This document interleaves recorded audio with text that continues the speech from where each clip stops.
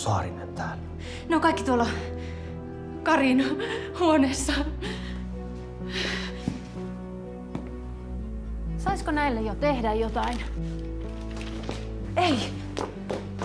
Minä korjaan ne. Täällä on nyt tuo ja tämä hallituksen huone ihan täynnä näitä kassoja, että eikö näille voisi alkaa tehdä? Minä korjaan ne kyllä, minä korjaan ne.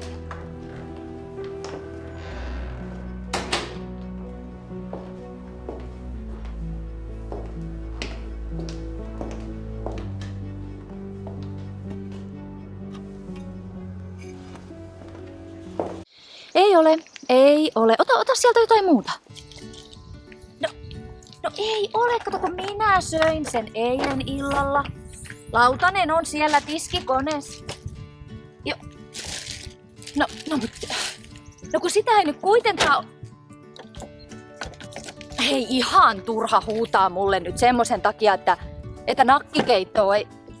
No on munkin syötö. Hei, siellä on niitä munia. Simo, se Hesarin toimittaja jätti viestin.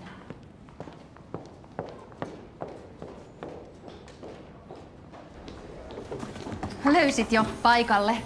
Anteeksi, me ei olla ehditty laittaa sulle kaikkea ihan valmiiksi täällä, mutta 5:30 on sanottu väelle, että he tietää odottaa.